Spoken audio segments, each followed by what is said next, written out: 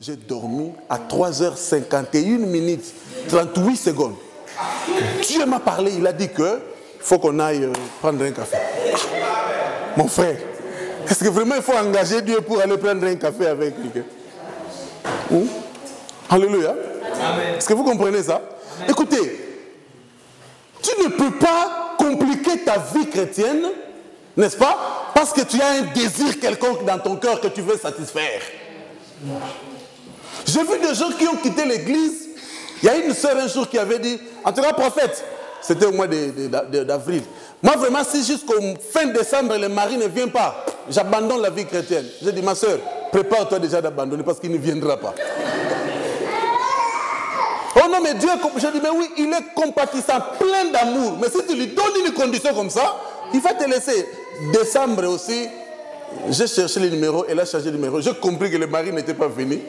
Donc, elle a fait comme elle avait pensé. Jésus connaissait les problèmes de cet homme-là.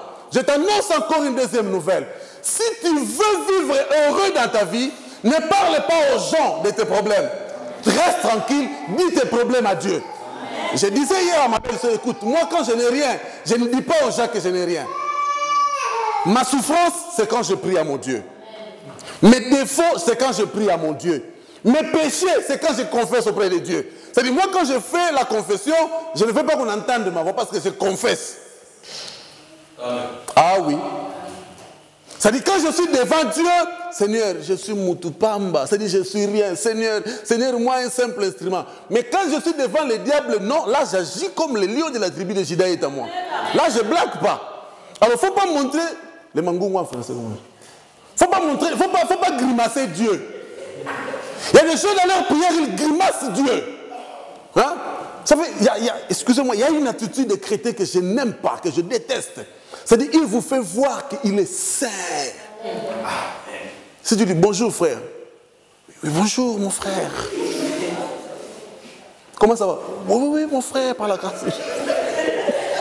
Non, mon frère, la paix de Dieu soit sur vous. Oh, alléluia.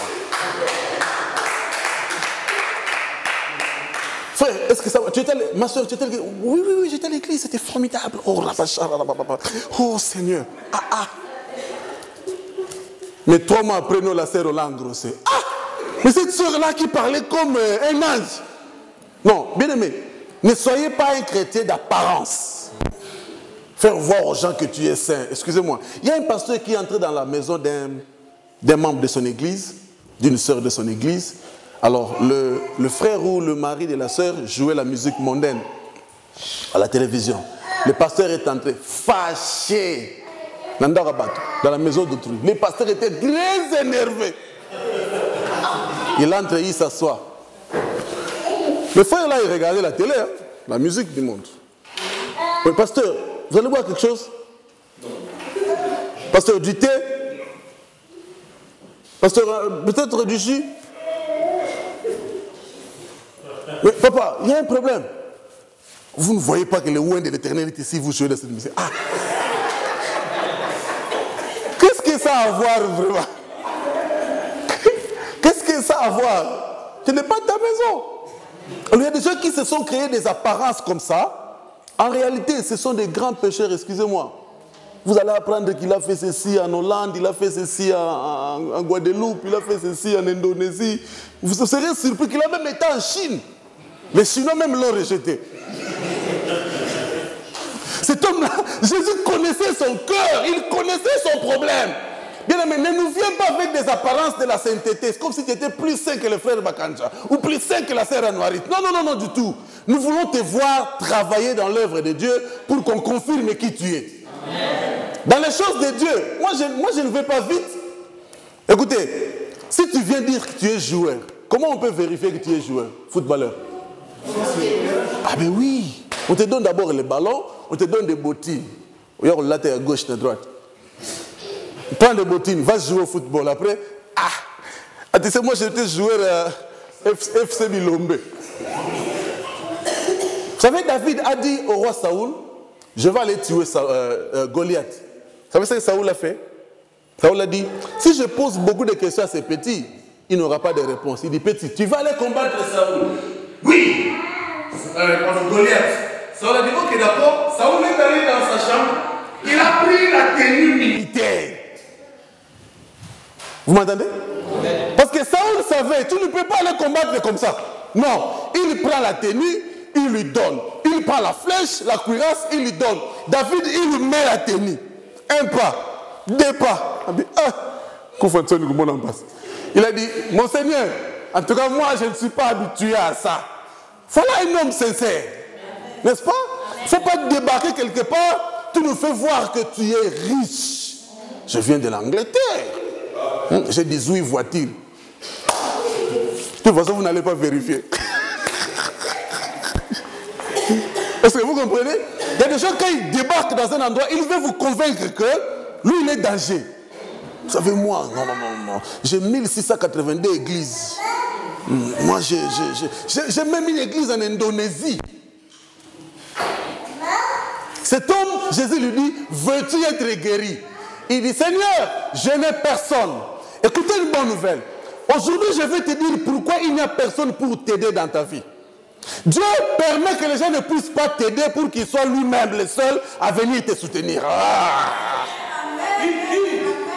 Tu te poses la question pourquoi les gens t'abandonnent. Dieu permet qu'ils s'écartent, qu'ils s'éloignent de toi parce qu'il veut te préparer à une bénédiction.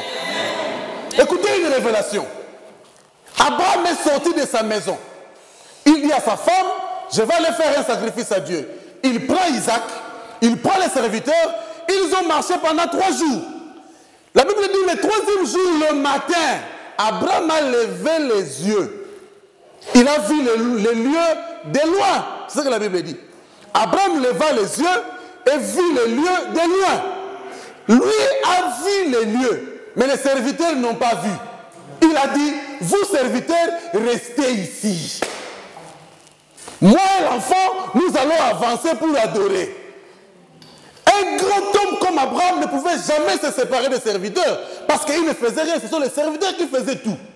Mais parce qu'il a vu là où il allait, il a abandonné cette équipe-là. Bien aimé, quand tu vois là où tu vas, quand tu commences à sentir les éclairs de ton miracle, Dieu va te dire avec qui il faut avancer.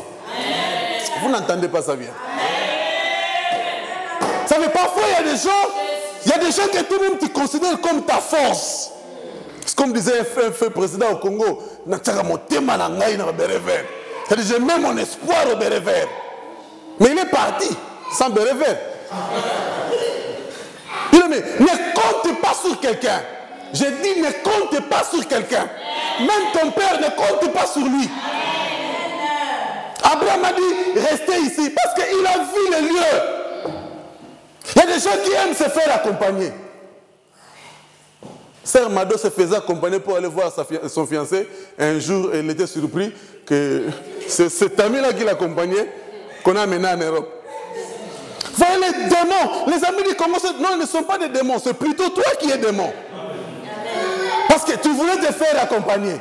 Il y a des gens qui sont contents. Oh, moi, vraiment, cet ami-là, j'ai compté sur lui, mais il m'a abandonné. Et il pleure. Oh, bien aimé, moi, j'ai choisi mes amis. Ah, ben oui. Moi, j'ai choisi les amis. Je dis, si je ne veux pas que tu sois mon ami, ne force pas. De toute façon, un ami, il faut que tu m'apportes aussi un plus. Amen. Comment tu vas te faire accompagner de beaucoup d'amis qui ne font rien pour toi? Il n'y a que toi qui lui donnes tes pantalons ou bien tes jupes. Lui ou elle ne t'a jamais aidé. Jamais. Quand tu l'appelles pour quelque chose, ah, j'ai déjà envoyé au Congo. Mais quand c'est elle qui appelle, tu donnes directement. Mais il faut quand même réfléchir. Cet homme a dit, je n'ai personne. Lui, il croyait, s'il disait à Jésus, je n'ai personne, Jésus aura pitié de lui. Non, non, non, non. Dieu ne nous bénit pas par pitié. Je l'ai dit en colère. Hein? Dieu ne bénit pas par pitié. Il bénit par sa grâce. Parce qu'il veut te faire du bien, il te bénit comme il veut, quand il veut, où il veut. C'est-à-dire, tu peux avoir une mauvaise vie. S'il lui dit, je veux te bénir, il va te bénir. C'est que j'aime parce que la Bible dit, il n'a pas de conseiller. Si Jésus avait des conseillers, Jésus demanda à Papa Tonino, Papa Tonino, est-ce que je peux bénir le frère Denzou? Bon, Denzou, si tu avais un problème avec Papa Tonino, c'est fini. Vous comprenez déjà? C'est fini. Amen. Parce qu'il va dire, ah, tu veux bénir? Ah, non, il faut laisser tomber. Le petit là, il est mauvais. Alors Dieu lui, il a dit, il n'a pas de conseiller. C'est pourquoi il fait grâce à qui il veut. Dieu a soutenu David comme il voulait. Même quand mais c'était un péché, lui, moi je le soutiens. C'est l'homme selon mon cœur. Cet homme malade ne savait pas, ne comprenait pas les plans de Dieu. Lui, il dit, je n'ai personne. Je t'annonce une bonne nouvelle, mon frère, ma soeur. Tu n'as personne pour que Dieu prenne la place dans ta vie. Oh. Il y a des gens, quand on lui dit, mon frère, je vois Dieu va te bénir financièrement. Déjà dans son esprit, il commence à préparer le numéro du téléphone de son oncle pour appeler. Parce qu'on m'a dit qu'on va me bénir, je vais avoir l'argent. Il sait déjà, il va appeler. Non, non, non, Dieu ne veut pas te bénir comme ça. Il a nourri son peuple dans le désert. Il n'y a pas la vie dans le désert. Quelqu'un a déjà été au désert? Il n'y a pas l'eau, pas la nourriture, il n'y a pas la vie. Mais Dieu était capable de nourrir un peuple pendant 40 ans. Mais ce n'est pas 4 minutes, hein? Ce n'est pas 4 heures du temps. Ce n'est pas 4 jours. 40 ans. Il a nourri un peuple dans un désert. La manne tombait. Tu dois manger un pain sans boulangerie. Un pain sans levure, sans pâtisserie, sans boulanger. Et le pain tombe comme si la pluie descendait. Ça, c'est ce que Dieu peut faire dans ta vie. Si seulement tu lui donnes la place. Si seulement tu lui donnes la place. Il y a des gens qui comptent beaucoup sur leurs efforts. Je connais des garçons courageux. Si les efforts pouvaient bénir, moi je serais vraiment trop riche. Parce qu'on a fait tous les efforts possibles pour gagner la vie en tant que garçon au Congo. Vous comprenez ce que je veux dire? Un bon Quinois, mais il connaît les efforts qu'il doit faire pour réussir au Congo. Il faut effort personnel. Mais ça n'a pas marché jusqu'à ce que Dieu a dit, écoute, je vais t'orienter comme ça. Et quand tu suis l'orientation de Dieu, les portes commencent à s'ouvrir d'elles-mêmes. Alléluia. Je prophétise sur quelqu'un ce soir. Si les gens t'ont abandonné, si même la famille t'a abandonné, le fiancé est parti, la fiancée est partie, parce que tu n'avais pas une position, c'est-à-dire ces gens-là ont permis à Jésus de prendre maintenant sa place. Parce que parfois Dieu ne s'occupe pas de toi, comme il y a des gens sur qui tu comptes. Et quand il te regarde, il dit, mais non, la place est encore occupée. Il ne vient pas. Cet homme a dit à Jésus, je n'ai personne. Et Jésus les regarde. Il dit, tu ne connais pas ce que je t'ai apporté. Prends ce lit-là et marche. Mais aujourd'hui, tu vas marcher sur ton problème. Non, j'ai dit, aujourd'hui, tu vas marcher sur ta situation. Je suis venu te rendre maître de ton problème. Te rendre maître de cette situation-là qui t'a fait pleurer pendant plusieurs années. N'abandonne pas la foi. Bien aimé, nous tous, même quand nous prêchons là, il y a des choses qu'on demande encore à Dieu qu'on n'a pas encore reçues. Hein? Ah oui, ah oui, ah oui. Je peux te crier ici, mais quand je vais rentrer dans ma chambre, Seigneur, Seigneur, Seigneur, mais ça... Et la même chose que tu pleures, pour laquelle tu pleures, tu pries, je prie pour toi, toi tu reçois la chose. Ah Seigneur, mais moi là, qu'est-ce qui se passe? Mais je fais comme Joseph. Joseph a interprété les songes et il a dit, toi, le roi va encore t'engager. Mais quand tu seras là, souviens-toi de moi. Alléluia. Mais il faut que tu deviennes chef de ton problème. Cet homme-là a pris les lits. Et je n'ai pas le temps de vous développer sur le domaine de la foi. Dans la foi, il n'y a pas de calcul. Je peux expliquer? Est-ce que je peux expliquer? Dans la foi, il n'y a pas de calcul. Un véritable homme ou femme de foi, il ne réfléchit pas d'une manière humaine. Ok? Je donne un exemple. Sarah a atteint la ménopause. Vous savez ce que ça signifie, non? C'est-à-dire, biologiquement parlant, scientifiquement parlant, c'est fini. Elle ne peut plus avoir un enfant. Alors, l'homme de Dieu lui dit, l'année prochaine, à cette même époque, toi, Sarah, tu auras un fils. Sarah a souri. Bon français, hein? Elle a souri. Français, hein? Ah, ok. François a ri, elle a dit, ben, écoute, monsieur, tu as mangé. Hein? Il faut seulement partir. Hein? Il faut seulement partir. Hein? Parce que ces hommes-là, après avoir mangé, eh ben, ils ont commencé à parler. Ils ont dit à Abraham, Abraham, où est ta femme? Ah, elle est derrière. C'est-à-dire, j'ai compris, excusez-moi de parler un peu de ça, j'ai compris que Sarah n'avait pas réussi ses hommes parce qu'elle avait un problème. Ça c'est très important. Elle n'avait pas préparé pour ses hommes parce qu'elle voulait qu'on donne la solution à son problème. Non, elle l'a fait parce qu'elle a senti dans son cœur de le faire. Vous n'avez pas compris ça? Hein? C'est-à-dire, quand tu fais une chose pour Dieu, Ne le fais pas pour que Dieu aussi dise, ah, non, Seigneur, voilà, Seigneur, toi aussi. Non, non, non, non. Fais d'abord une chose parce que tu aimes Dieu. C'est ce que je disais à maman bénie la nuit. J'ai dit, maman, il ne faut pas prier parce que tu as un concert. Amen. Ok? Amen. J'ai concert les 12. Hey, hey, retraite du 2 jusqu'au 7. Et tu sors de la retraite. Saint-Esprit. Concert les 12, les 13, Pongui, sommeil, pap, la vie de prière est partie. Parce que tu as atteint ce que tu voulais. Ça, c'est dangereux. Amen. Pour venir ici, je n'ai pas prié hier ou les jours passés pour venir. Non, non, non. J'ai prié déjà depuis longtemps. Je suis arrivé hier, on regardait la télé, on a rigolé toute la journée avec mon beau-frère, on a parlé de Cameroun, on a parlé de Congo, et puis je suis venu prêcher. Et je n'ai pas peur, parce que je me suis préparé. Amen. Ne fais pas de ta vie de prière une vie d'intimidation personnelle. C'est pourquoi vous voyez qu'il y a des gens, quand ils prient, hein, c'est comme s'ils voulaient faire descendre de la maison.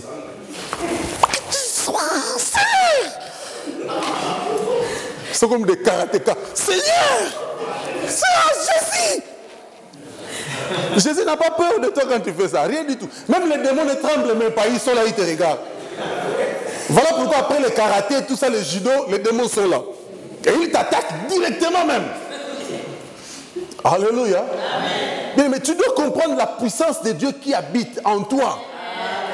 La Bible dit dans Romains, j'aime beaucoup ce verset. Le verset là dit ceci. Si l'esprit de celui qui a ressuscité Jésus d'entre les morts habite en vous, il vous ressuscitera aussi. Ça suffit pour moi. Ça suffit. Cet homme, il a dit, je n'ai personne. Tu n'as personne pour que Jésus soit le seul soutien de ta vie. Et ce soir, il veut faire du bien à quelqu'un. Ce soir, il veut encourager quelqu'un. Ne regarde pas la grandeur ou la durée de ton problème. Considère la grandeur de Dieu. Alléluia. Considère la grandeur de Dieu. Il a dit, et puis c'est facile. Il y a une femme qui est venue me voir quand j'étais au Congo. Elle est entrée même sans demander si elle pouvait entrer. Elle est venue, elle s'est jetée. Hey, papa, le problème, papa. Hey, papa. Ah. J'ai dit, ok. Mais maman, j'ai fait seulement comme ça. Seigneur, sois avec elle au nom de Jésus. Ah, papa, c'est tout. J'ai dit, oh. Mais qu'est-ce que tu voulais encore? Ah, moi je croyais que tu allais faire une prière, une prière. Ce sont les gens comme ça qui n'ont pas la foi. Et ce sont les chrétiens comme ça qui ont poussé les prophètes à devenir comme des sorciers. Parce qu'il sait que si je dis seulement au nom de Jésus, tu ne me croiras pas. Ok, maintenant il fait un tapis rouge avec des bougies ici. J'ai vu ça au Congo. Hein. Ah ben oui, j'ai vu ça au Congo. On appelle ça sacerdoce. Ouais? Tu connais ça, non? On appelle ça sacerdoce. Alingala Bonganga. C'est-à-dire, il est là, le pasteur, le prophète va mettre une soutane avec une croix. Avec une croix et puis des tapis rouges, des bougies rouges. Et quand tu entres, moi si je viens ici, je dis, maman, paye-moi les billets pour rentrer en Angleterre.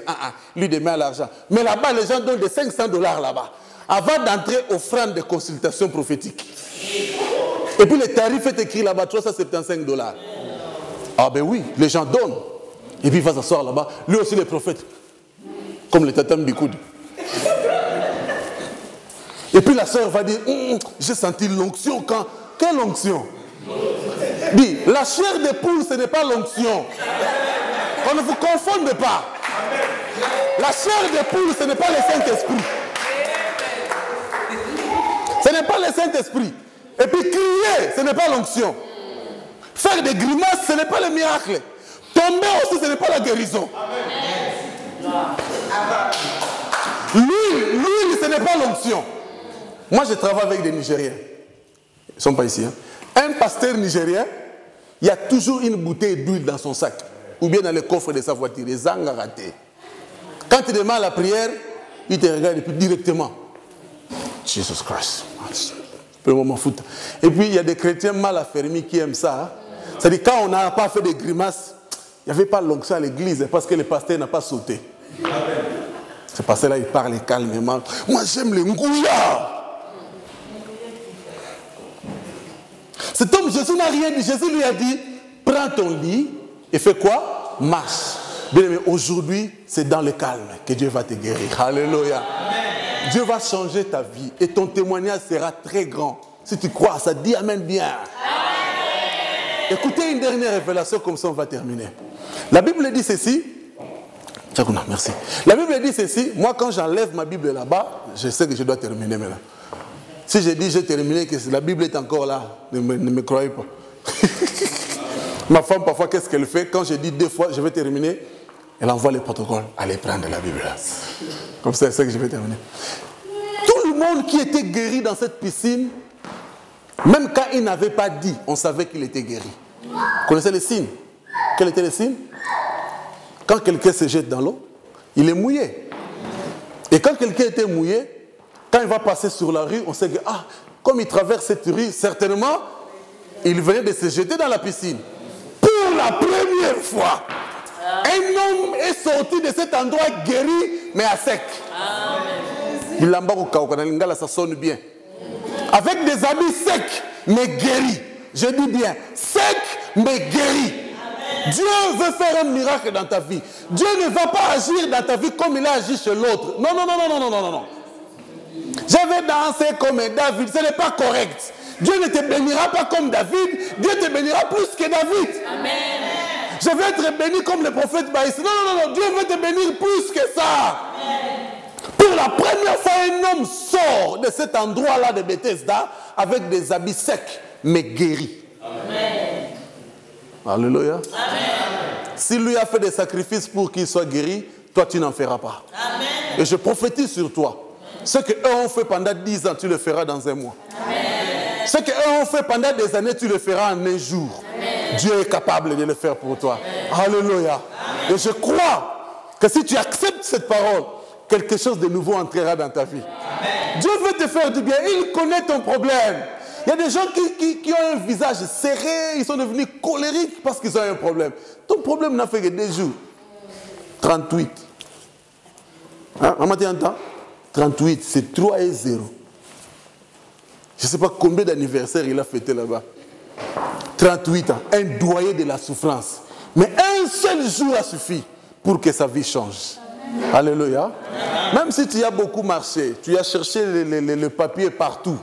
Si aujourd'hui tu es ici, c'est fini. La Suisse, c'est ton pays. Amen. Je m'adresse à quelqu'un. Ne pleure pas parce que tu veux un homme dans ta vie. Oh non, cet homme-là est parti comme ça. Vous savez, moi, avant de me marier, j'ai eu beaucoup de fiancés, malheureusement. En tout cas, malheureusement. J'avais vraiment une liste de fiancés. De toute façon, celui qui cherche, quand on n'a pas encore trouvé, qu'est-ce qu'on fait? On continue à chercher. J'ai cherché, j'avais une fiancée, cette fiancée-là, non, non, non, non, je l'aimais beaucoup, j'ai dit celle-là. Un jour, je viens à l'église comme ça, on ne me suce pas à l'église. Oh non, la sœur-là, elle est grosse. Alors, comme c'était une sœur calme, hein, et on a dit, non, non, non, comme cette sœur-là craint le Seigneur, donc c'est le berger, à l'époque, là, j'étais berger, c'est le berger qui a engrossé la sœur. On m'a suspendu à l'église, sans vérifier.